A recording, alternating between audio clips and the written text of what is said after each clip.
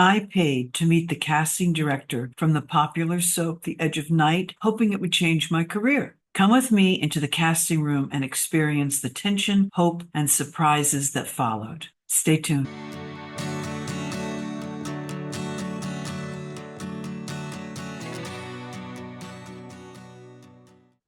A small claustrophobic room with uncomfortable metal chairs lined up in rows of 8 with an aisle down the center buzzes with excitement, anxiety, and desperation. The casting workshop is packed with 25 to 30 unknowns hoping to make an impression, be noticed. All these actors are vying for a part in a soap opera, even if this means only one line. These coveted soap casting director workshops fill up quickly. Casting directors can make an actor's career. They're one of the gatekeepers and make their reputation on finding new actors. Tonight's workshop is with the casting director of the popular soap opera The Edge of Night. The Edge of Night first aired in 1956, and it was an instant hit. It was a daytime Perry Mason in a film noir style. Many successful actors made their way onto the show, including Larry Hagman, Dixie Carter, Francis Fisher, and Scott Glenn. In the early to mid-'80s, the soaps in New York City were huge. I knew if I could get on a soap, my life would change. I'd have name recognition. This means I'd be able to do plays and films, get on a soap, a contract part. That's my plan. In the not too distant past, actors could make the rounds and meet casting people, agents, and directors in person. But those once open doors are now shut. The sign reads, "No entry without an appointment." Somehow, I learned about AIP, the Actors Information Project. This is where you pay to meet agents, managers, directors, and casting directors.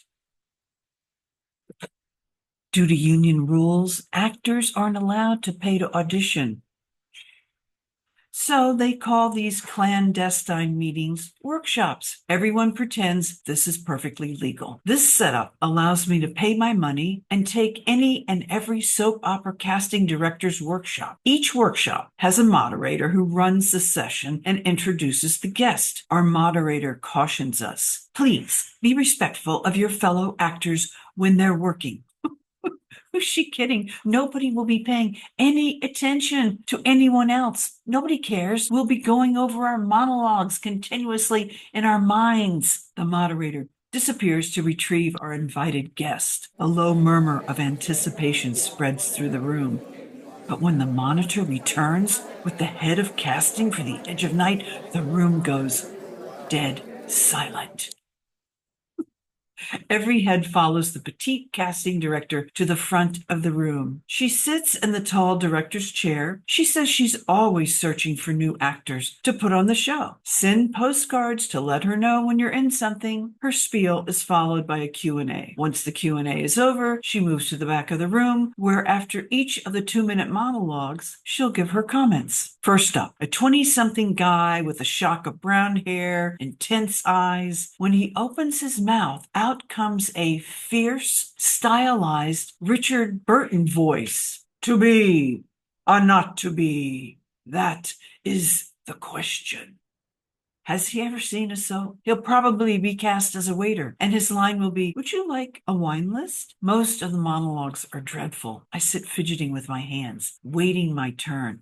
It's excruciating, and it makes me want to kill myself. When I'm not running my lines in my head like I have an obsessive compulsive disorder, I critique and judge the other actors. Anything to keep me from going insane. My monologue is Carol from the Michael Weller play Split. I appeared in this play with Steve Buscemi, directed by John Strasberg at the Real Stage. Focus.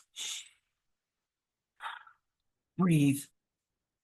Ignore your surroundings. Say the lines. "Oh, could we please have a talk? This is stupid. This isn't getting us anywhere. I don't care about the meal right now. If we don't figure out this was all about before they get here." My concentration is interrupted by a zoftig, raven-haired beauty with an exaggerated southern accent. "I think it's mighty fine that old fella on the doorstep of death still takes in my shape with what I think is deserved appreciation." Here's an audition tip. Don't do a piece identified with an actor's brilliant performance because everyone is comparing you to Elizabeth Taylor. And no accents, please, unless they were requested. Where was I? All right, I'll start over. Paul, could we please have a talk? This is stupid. This isn't getting us anywhere. I'm startled. Back to reality. When an actor jumps up, begins pacing back and forth, and screaming at the top of his lungs, "No, never! I won't stand it! I can't endure the thought of lingering like that!" Oh, this is a soap audition, not an outdoor amphitheater. And he's pacing back and forth out of what would be the camera frame. I love actors. I love their courage, tenacity, and ability to keep going no matter what. We're all trying so hard to be good, to be seen, to be loved. But really, who can concentrate with all the distractions? Paul, can we please have a talk? This is stupid. The monitor calls my name. Here we go. My chance to shine, my opportunity to do my art, to practice my craft and do something real. I stand center stage, plant my feet, drop into my belly, imagine who I'm talking to and what I want, and say the words. I'm in the zone. I don't remember anything except people laughing. The casting director fusses over me. Oh, wonderful.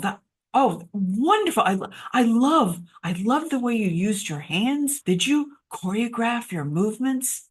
No, I didn't. Well, whatever you did was quite effective. 2 days later, the casting director calls. I'm booked to do an under 5 on the edge of night. An under 5 lines or less. Speaking, this qualifies me for SAG. Now, if you've heard this part of the story, bear with me. I want to make a point. So I go to the edge of night. I play a waitress in a small cafe. The hero couple are sitting at a deuce, table for two. I think I took their order, maybe brought them a drink, who knows. When I'm not in the shot, I keep myself busy behind the bar, polishing the glasses, wiping down the counter until the stage manager approaches me. When you're not on camera, don't do anything. We're not doing theater here. Right, thank you. Embarrassing. My pager, which I wear clipped to my waistband except when I'm asleep or in the shower, vibrates. At that time, a pager is how surgeons, drug dealers, and actors are notified for work. Each notification brings a new possibility. I recognize the number. Ooh, my heart races. What if I'm being fired for polishing glasses when I'm not supposed to? The stage manager calls a 10-minute break. I head out to the payphone in the lobby. I drop my dime in the slot and dial the number.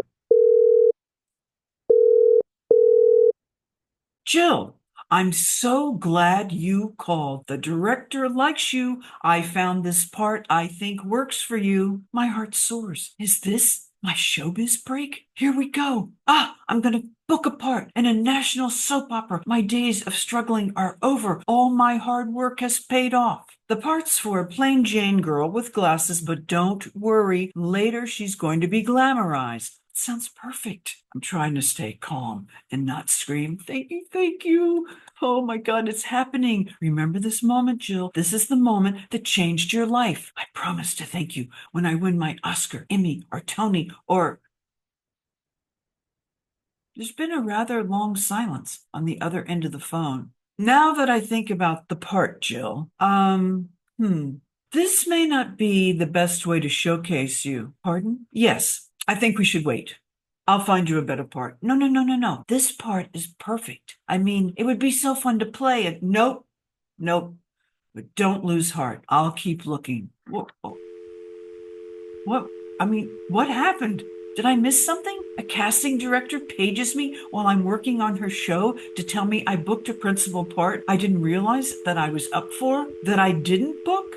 What? All my soap opera hopes and dreams crash down around me. My big showbiz break dissolves like a mirage in the desert. There are no guarantees in show business. This story sheds light on the struggles and unpredictability of pursuing an acting career. And it's a reminder that even when opportunities seem within reach, we have no control over the outcome. This experience taught me resilience, the reality of navigating a tough industry, and I hope it resonates with anyone who's ever chased a dream.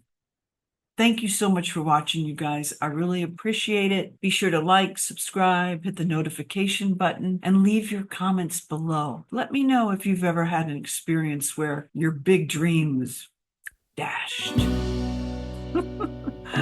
I really love reading your comments. They're great. Thank you so much. Until next time, take care, y'all.